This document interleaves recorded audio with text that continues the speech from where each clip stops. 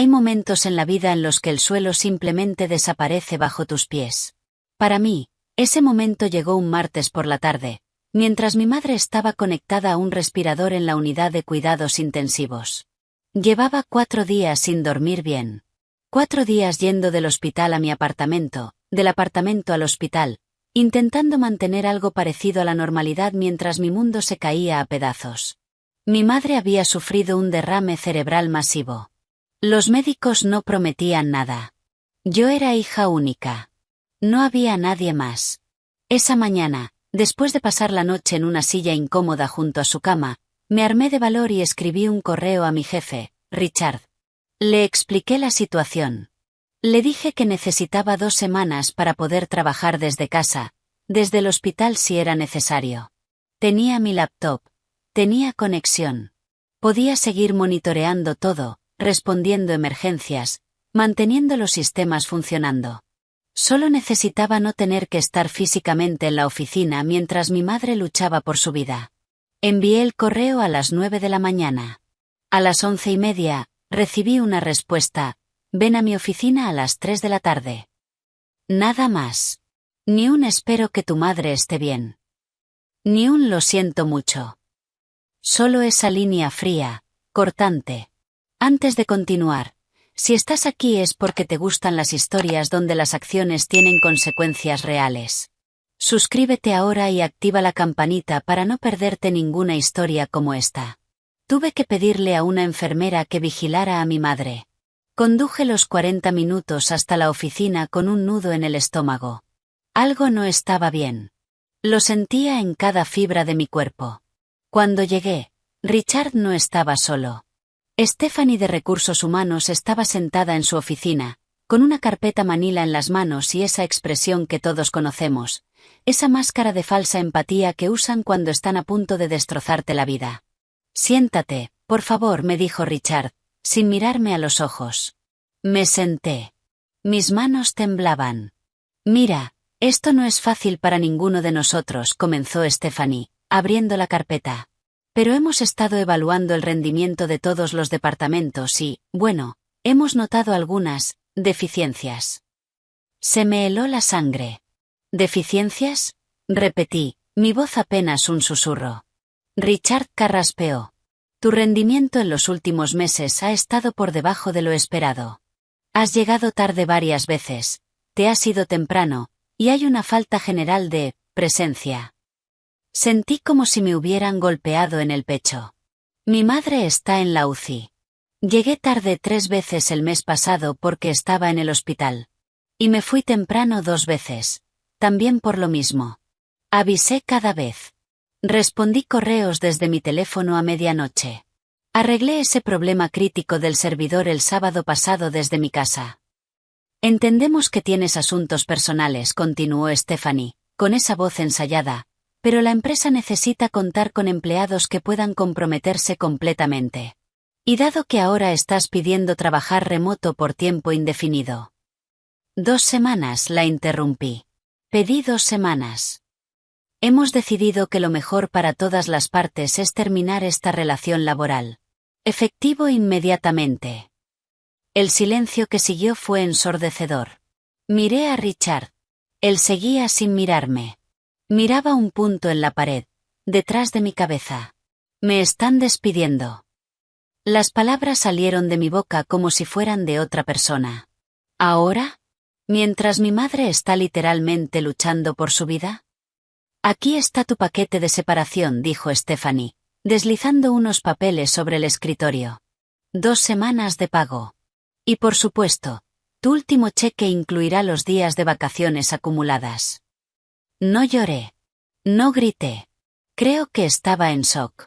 Solo los miré a ambos, esperando que alguno de los dos dijera que era una broma de mal gusto, que por supuesto podía tomar el tiempo que necesitara, que éramos un equipo, que mi trabajo importaba. Pero no dijeron nada de eso.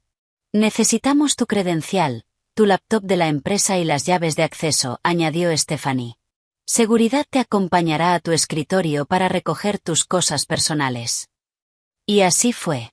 Como una criminal. Como si hubiera hecho algo terrible. Un guardia de seguridad, Miguel, que me conocía desde hacía 5 años, que me había visto trabajar noches enteras cuando había emergencias, me acompañó mientras metía las pocas fotos de mi escritorio en una caja de cartón. Mis compañeros miraban hacia otro lado. Nadie dijo nada. Nadie se acercó. Salí del edificio a las 4:07 de la tarde, con mi caja de cartón, sin trabajo, sin seguro médico, mientras mi madre estaba en coma inducido a 20 kilómetros de distancia. La ironía de todo esto es que Richard probablemente no tenía ni idea de lo que yo hacía realmente. Para él, para recursos humanos, para casi todos en esa empresa, yo era simplemente la chica de sistemas. Alguien que estaba ahí, en la oficina, frente a una computadora, haciendo algo con servidores. Pero déjame explicarte lo que realmente hacía. Trabajaba en esa empresa desde hacía 7 años. Había empezado como técnica de soporte junior, respondiendo tickets, reseteando contraseñas, ese tipo de cosas básicas. Pero tenía curiosidad. Me gustaba entender cómo funcionaban las cosas, no solo arreglarlas cuando se rompían. Así que empecé a estudiar por mi cuenta. Tomé certificaciones. Me quedaba después de mi horario leyendo documentación, probando cosas en entornos de prueba. Cuando el antiguo jefe de infraestructura, Tom, se jubiló hace 4 años, nadie más quería tocar los sistemas legacy. Eran viejos, complicados, mal documentados. La mayoría de la gente más joven en el equipo prefería trabajar con tecnologías nuevas, modernas, las que quedan bien en un currículum. Pero alguien tenía que mantener funcionando la infraestructura que realmente hacía que la empresa existiera. Así que yo levanté la mano. Me convertí en la única persona que entendía completamente cómo funcionaba el núcleo de nuestros sistemas. No era glamuroso. No era de lo que hablas en conferencias. Era tubería. Era fontanería digital. Pero era absolutamente crítico. Nuestro sistema principal de procesamiento de transacciones corría en una infraestructura que había sido construida hace 15 años. Era compleja, tenía capas sobre capas de configuraciones personalizadas, parches aplicados a lo largo de los años, soluciones ingeniosas para problemas específicos que ya nadie más recordaba. Tom me había pasado su conocimiento antes de irse, pero incluso él admitía que había partes que solo funcionaban porque sí, y que era mejor no tocarlas demasiado. Yo pasé años aprendiendo cada rincón de ese sistema. Sabía exactamente qué proceso se ejecutaba a qué hora. Sabía qué error podía ignorarse y cuál significaba que teníamos 10 minutos antes de un colapso total. Sabía qué servidor era en realidad crítico y cuál era redundante solo en papel. Cada mes, había al menos 3 o 4 momentos en los que algo empezaba a ir mal. Una base de datos que se llenaba más rápido de lo esperado. Un proceso que se atascaba por un pico inusual de transacciones. Un servidor que empezaba a tener problemas de memoria. Y cada vez, yo intervenía. A veces a las 2 de la mañana. A veces durante mi almuerzo. A veces, como ese sábado que mencioné antes, durante mi tiempo libre. La mayoría de las veces, nadie más se daba cuenta. El sistema seguía funcionando. Las transacciones se procesaban. Los clientes no notaban nada. Y por eso, para la gerencia, para Richard, parecía que todo simplemente funcionaba. Como por arte de magia. No entendían que la magia era yo, trabajando entre bastidores, arreglando cosas antes de que se convirtieran en crisis. Había intentado, varias veces, documentar todo. Había escrito manuales, había creado diagramas, había ofrecido entrenar a otros miembros del equipo. Pero la documentación técnica es aburrida de leer, y nadie tenía tiempo para aprender sobre sistemas viejos cuando había proyectos nuevos, relucientes, que los gerentes podían mostrar en presentaciones.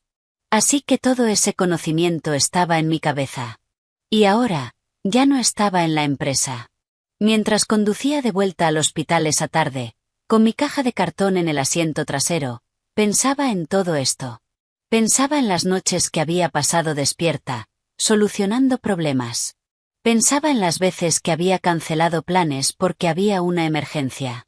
Pensaba en cómo, solo 3 meses atrás, había evitado un desastre mayor cuando detecté un patrón extraño en los logs que nadie más había notado.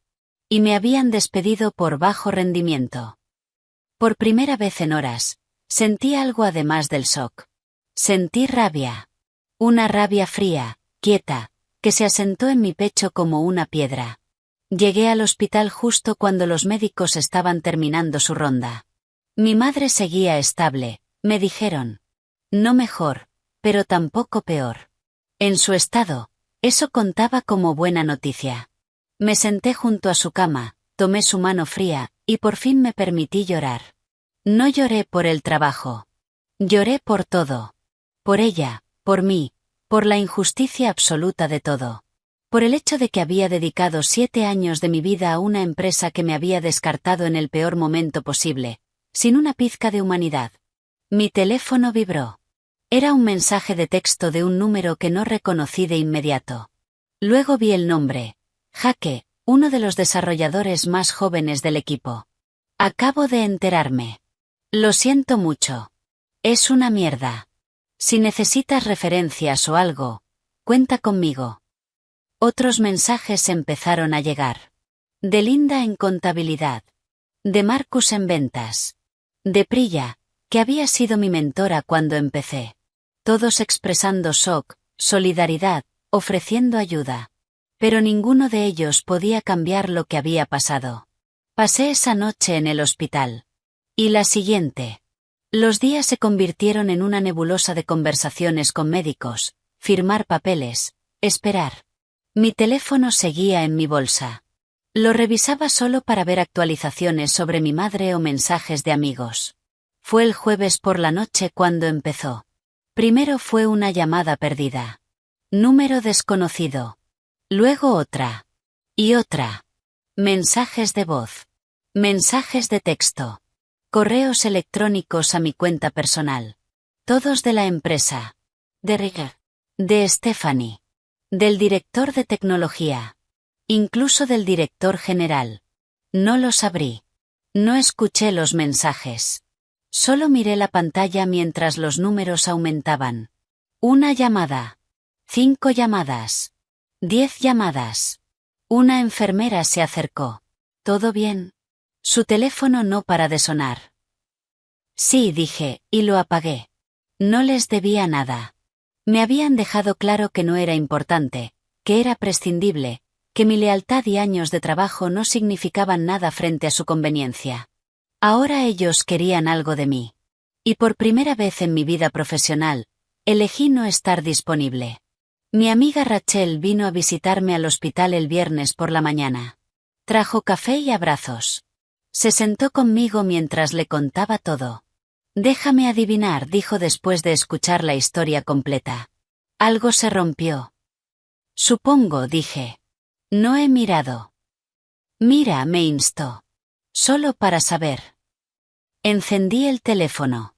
14 llamadas perdidas. 27 mensajes de voz. Incontables correos electrónicos. Abrí uno de los correos de Richard, con fecha del jueves a las 9:47 de la noche. Urgente. Necesitamos hablar inmediatamente. El sistema principal está caído. Llámame. Otro del director de tecnología, viernes a las 2:34 de la madrugada. Por favor, contesta. Estamos dispuestos a discutir tu regreso. Emergencia crítica. Rachel silbó. ¡Guau! Debe ser malo. Muy malo, dije, sorprendida por lo calmada que sonaba mi voz. No sentía satisfacción.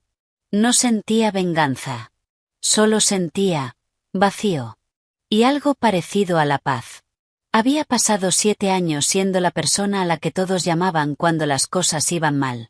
Había puesto esa empresa antes que mi sueño, mi salud, mi vida personal incontables veces. Y ellos me habían despedido mientras mi madre estaba muriendo. Ahora las cosas iban mal y yo no iba a estar ahí para salvarlos. No porque quisiera hacerles daño, sino porque ya no era mi responsabilidad. Ya no era mi problema. Me había liberado de esa responsabilidad cuando me escoltaron fuera del edificio como una delincuente. Apagué el teléfono de nuevo.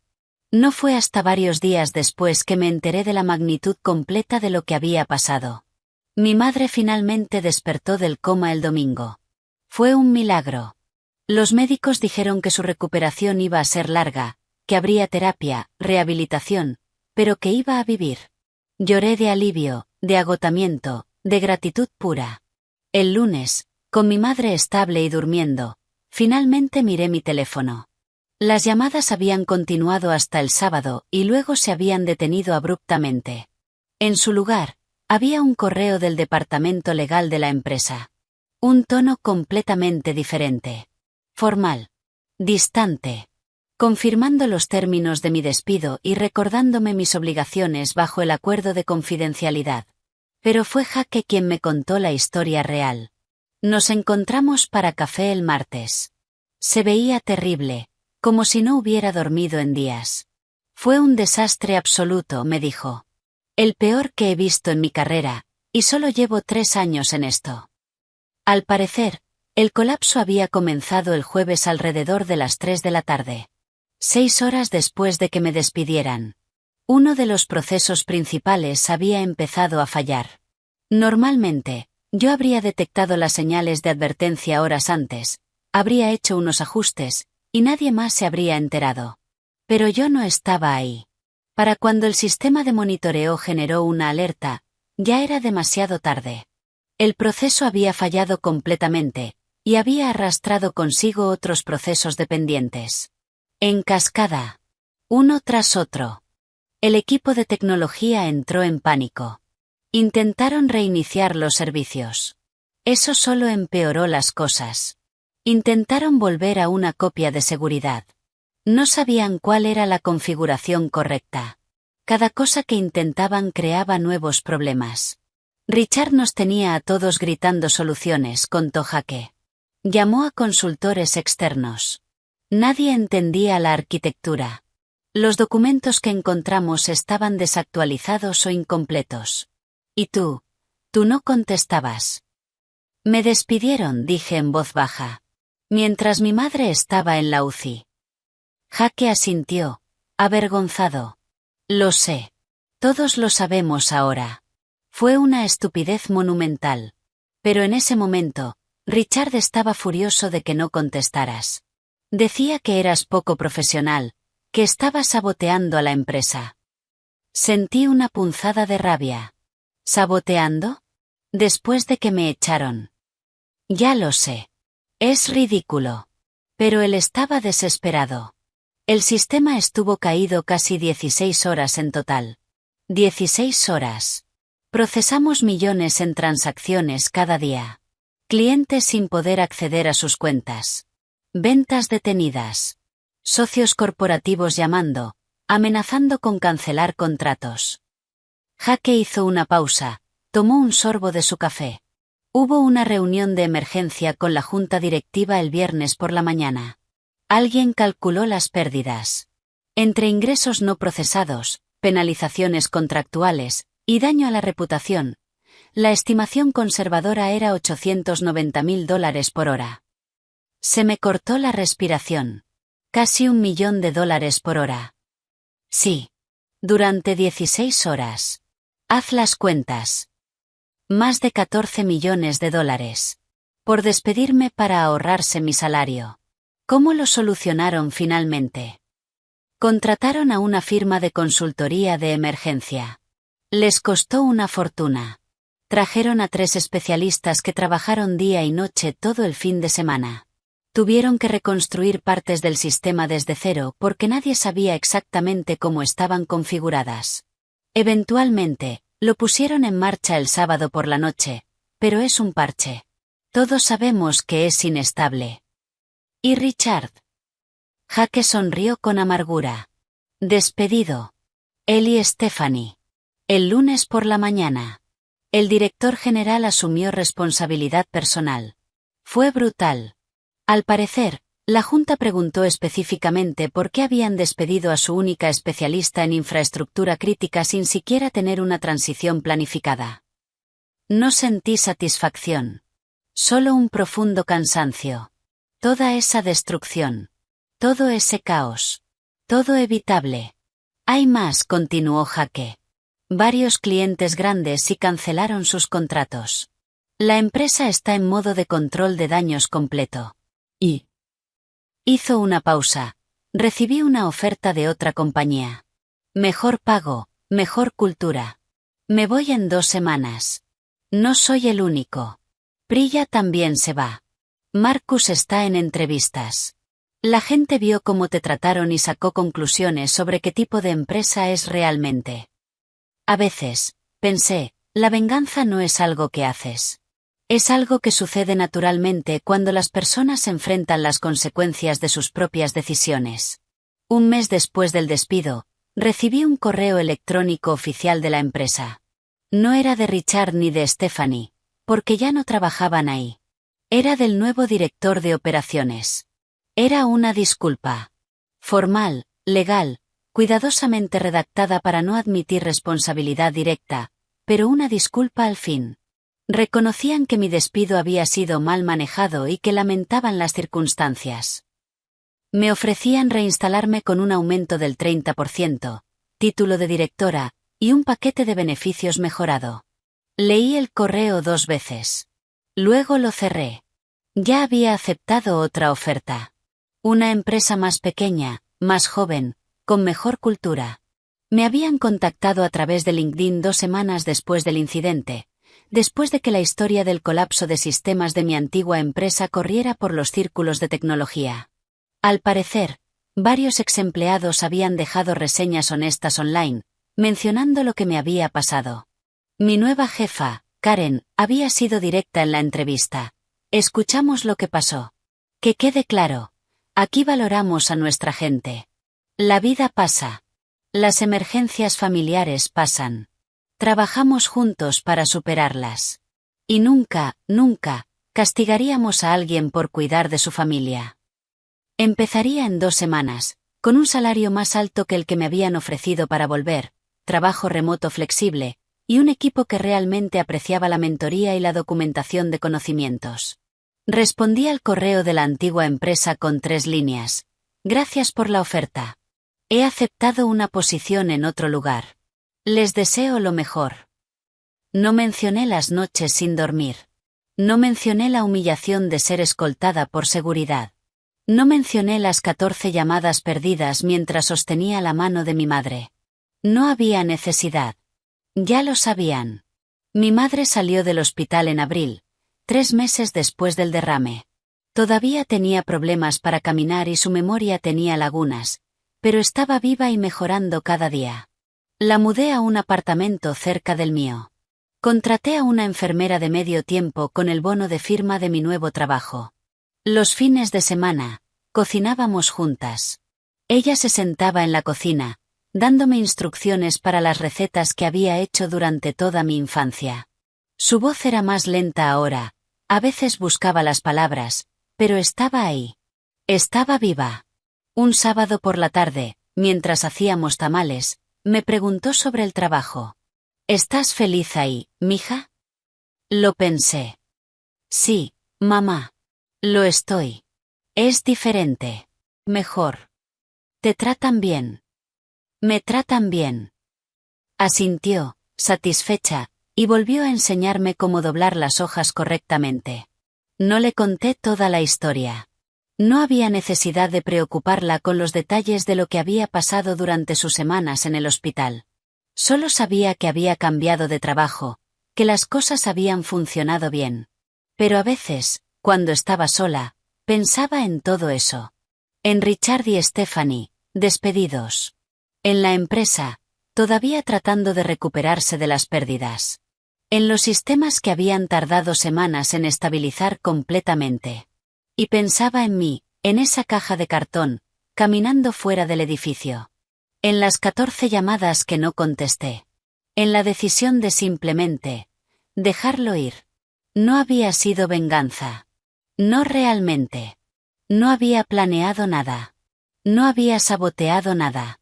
Simplemente había dejado que las consecuencias naturales de sus decisiones siguieran su curso. Ellos habían decidido que no era importante. Habían decidido que era prescindible. Habían decidido que su necesidad de recortar era más importante que 7 años de lealtad, de noches sin dormir, de experiencia crítica. Y luego habían descubierto que estaban equivocados. Jake me mandó un mensaje unos meses después. Estaba feliz en su nuevo trabajo. Priya también. Marcus había abierto su propia consultoría. La antigua empresa había contratado a 3 personas para reemplazarme, y todavía estaban teniendo problemas. Deberías estar orgullosa, escribió Jake. Les demostraste tu valor. De la manera difícil, para ellos. Pero yo no estaba orgullosa. No exactamente. Sí, había una cierta satisfacción en saber que me habían subestimado, en saber que las cosas que hacía importaban más de lo que nadie había reconocido. Pero principalmente, sentía algo más simple. Paz. Paz porque ya no estaba en un lugar que no me valoraba. Paz porque mi madre estaba mejorando. Paz porque había encontrado un trabajo donde me trataban como un ser humano, no como un recurso descartable. A veces, la mejor venganza no es hacer nada. Es simplemente seguir adelante, construir algo mejor, y dejar que las personas enfrenten las consecuencias de sus propias elecciones. En mi nuevo trabajo, comencé a implementar lo que había aprendido. Documentación exhaustiva. Entrenamiento cruzado. Sistemas diseñados para que ninguna persona fuera indispensable. No porque no valorara a mi equipo, sino porque sí lo hacía.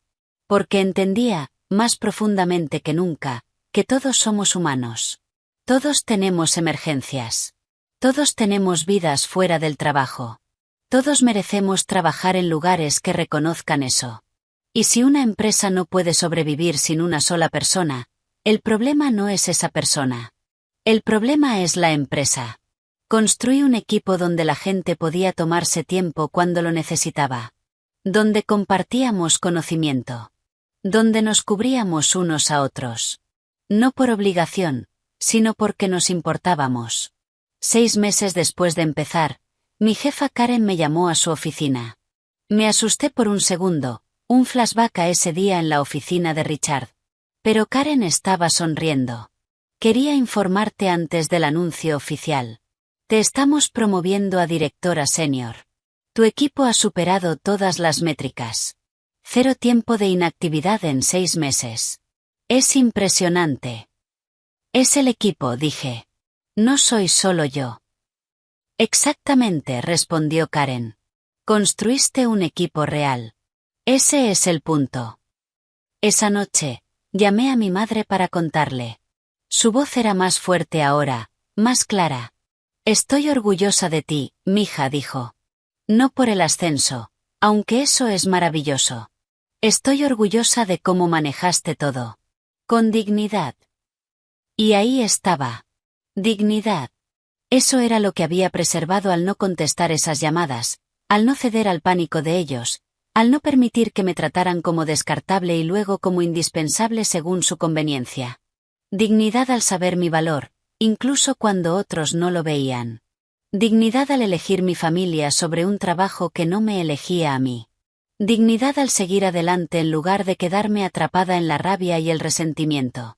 Miro hacia atrás ahora y veo que ese martes, cuando salí del edificio con mi caja de cartón, no fue el peor día de mi vida. Fue el día en que mi vida realmente empezó a cambiar para mejor. A veces, las peores cosas que nos pasan son en realidad puertas que se abren hacia algo que nunca habríamos elegido por nosotros mismos, pero que resulta ser exactamente donde necesitábamos estar. Todavía tengo días difíciles. Mi madre todavía está en recuperación. Todavía me preocupo por ella. Pero ahora trabajo en un lugar que entiende que eso es parte de ser humano, no una debilidad o una inconveniencia.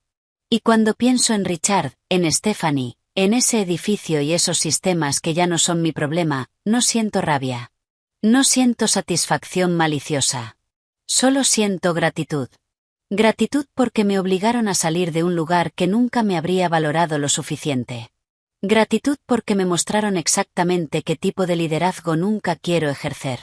Gratitud porque me enseñaron que mi valor no depende de que otros lo reconozcan. Lo llevo conmigo. Esas lecciones.